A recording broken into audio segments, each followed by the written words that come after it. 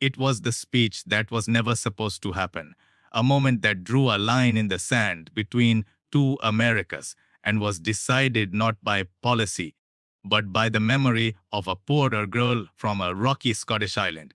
This is the story of how a naturalization ceremony became the battlefield for the nation's soul, and how Donald Trump, in a single unscripted moment, turned a personal memory into a national referendum on the meaning of patriotism itself. The air in the grand hall of the National Archives was thick with the quiet joy of a life's dream realized. Seated before the President of the United States were families from dozens of countries, their faces a mosaic of hope and nervous anticipation. For President Donald Trump, these ceremonies held a unique, almost solemn significance. He stood slightly to the side of the stage with his son, Eric, watching the final preparations. He adjusted his tie, his gaze sweeping over the crowd. "You see that, Eric," he said, his voice uncharacteristically subdued. "They look just like she must have." Full of fear, full of hope, Eric knew instantly who his father meant. Mary Ann MacLeod, the young woman who had left the wind-swept shores of the Hebrides with almost nothing, who had stepped onto a ship bound for a new world, carrying a contract in her heart to build, not to break, to contribute, not to complain. It was the foundational story of their family, the engine of the Trump dynasty. His father's young aide, a sharp political mind named David, approached with a tablet, but Trump waved him off. "Not now, David. This is important." But the world outside the hallowed halls of the archives never stops. David's tablet buzzed insistently. He glanced down and his face tightened. A live news alert: Representative Alexandria Ocasio-Cortez, speaking at a university forum, was delivering a blistering critique of the American system. Her words, amplified by the university's sound system, were a declaration of systemic failure. "We are told to salute a flag that represents a system that is, for too many, fundamentally unjust," she declared to roaring applause. "We are asked to buy into a dream that has been foreclosed upon for generations." David saw the political calculus immediately, a firebrand speech designed to dominate the news cycle. He moved to the president's side. "Sir," he whispered, holding out the tablet, "you need to see this. She's attacking the very idea of the American promise." Right now. Trump took the tablet. He watched the clip, his jaw tightening as Ocasio-Cortez's words filled the air. He saw the cheering students, the righteous anger in her eyes. He handed the tablet back to David, his own eyes now flinty, the memory of his mother, the hopeful faces in the crowd, and the representative's speech coalesced into a single point of white, hot clarity. He turned to the podium, leaving his prepared remarks on the chair behind him. He began by welcoming the new citizens, his voice calm, almost paternal. Then he paused. "Today," he said, his voice dropping slightly, "you have made a sacred promise. A promise not just to obey our laws, but to embrace our spirit. It is a spirit of creation, of building." He looked directly into the cameras at the back of the room. "I hear voices today, loud voices, telling you that this country is broken, that its promise is a lie. They tell you that you are joining a system that is rigged and unfair." He let the words hang in the air. "My mother, Mary Ann MacLeod, came to this country from Scotland. She wasn't a politician. She wasn't a scholar. She was a young woman who worked as a maid. She had nothing. But she believed in the promise. She believed that if you worked hard, if you loved your new home, if you contributed to its greatness, you would be rewarded. She didn't come here to tear it down. She came here to build her family up, and in doing so, build this country up." He leaned into the microphone, his voice now a powerful baritone that filled the hall. "That is patriotism! It is not the love of a perfect country. It is the love of a country you are willing to make perfect. It is a constructive love, a builder's love. Do not let anyone tell you that you must apologize for your success. Do not let anyone tell you that your dream is a fraud. You are the American dream.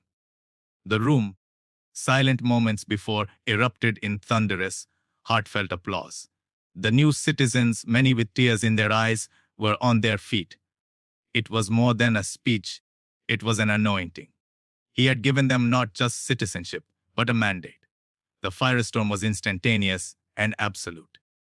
Before the ceremony had even concluded, the clip was everywhere. It was a digital wildfire consuming every corner of the internet. On one side, it was hailed as the defining speech of his presidency, a powerful, populist defense of American exceptionalism. Memes cast Trump as a lion, defending the flag against a horde of jackals. News channels ran chirons that read, THEBLDR SLOV TRMP Diffidence PT Bruiotism. On the other side, the condemnation was just as swift and ferocious. He was a nationalist, a demagogue, weaponizing his family's story to silence legitimate dissent.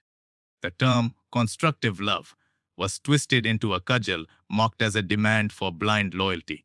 Ocasio-Cortez's supporters flooded social media, accusing him of historical ignorance and of whitewashing the struggles of marginalized communities. The nation fractured in real time, the battle lines drawn not over a policy but over a feeling.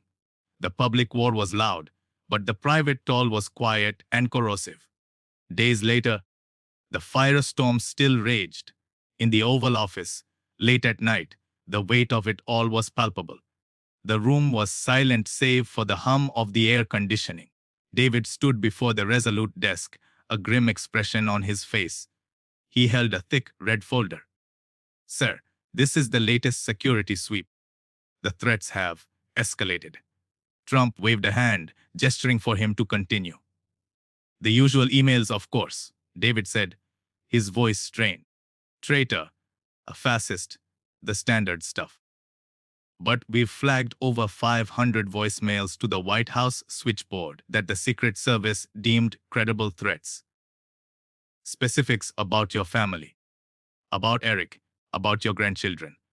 He opened the folder, and even from across the desk, the venom seemed to leap off the page. Printed out screenshots of social media posts with red circles around faces, hateful, violent words aimed at his children. For a moment, the President of the United States looked like any father, any grandfather. A weariness settled deep in his eyes. The bravado he showed the world was gone, replaced by the quiet exhaustion of a man under siege. Was it worth it? This level of hatred, this poison directed at his family. His phone rang, startling them both. It was Eric. Trump put it on speaker. Dad, you up? I'm here. Son, there was a pause. Eric wasn't calling about poll numbers or media strategy. I was just talking to Lara, Eric said. We were watching the news. All this ugliness. I just wanted to say Grandma would have been proud. Really proud. She was a tough woman. She wouldn't have backed down from a fight for what she believed in. In that simple statement, the entire dynamic in the room shifted. It wasn't about politics anymore. It was about legacy. It was about Mary Ann McLeod. Trump's shoulders seemed to straighten. Thank you, son. That means a lot. He ended the call, the exhaustion in his eyes replaced by a familiar glint of resolve. The threats were real, the cost was high, but the principle, he was reminded, was priceless. Then came the unexpected tremor from across the political divide.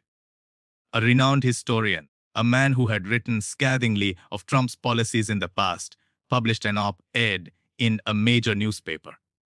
It was no love letter.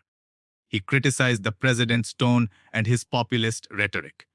But then he did something extraordinary. He conceded the core point. While the president's framing may be bombastic, he wrote, it touches upon a forgotten truth. The great waves of immigration that built this nation were fueled by a spirit of constructive patriotism. The Irish, the Italians, the Jews. They arrived not to a perfect nation, but to one they were determined to make their own, to enrich with their labor, their culture, and their loyalty. They fought to join the American story, not to rewrite its opening chapters from a place of grievance. In his own blunt way, the president has forced a necessary, if uncomfortable, conversation about the nature of the modern immigrant's promise. The op-ed gave Trump's argument an intellectual heft that his supporters alone could not provide. It was a moral victory, a crack in the wall of unified opposition. In the aftermath, the president solidified his resolve. The private toll had been immense, but it had clarified the stakes. He wasn't just fighting a political opponent, he was fighting for a specific vision of America, the one his mother had believed in. He was fighting for the idea that America was not a fixed, oppressive system, but a dynamic, ever-improving project. A project that demanded participation, not just critique. The national conversation he had ignited raged on, moving from the cable news studios to the dinner tables of the very citizens he had sworn in. Families debated it over meals. What did it mean to love a country with a flawed past? Was it more patriotic to challenge its foundations or to build upon them? The confrontation had transcended the two figures at its center. It had become a deeply personal question every American had to answer for themselves. Donald Trump had won the public moment, but more importantly, he had forced the nation to look in the mirror and ask what it truly saw. The story of the builder's love serves as a powerful reminder that the most significant political battles are often fought not with policies, but with principles. What do you think? Is true patriotism about challenging a nation's flaws or about building upon its strengths? Let us know your thoughts in the comments below. And don't forget to subscribe for more stories that explore the moments that define our world.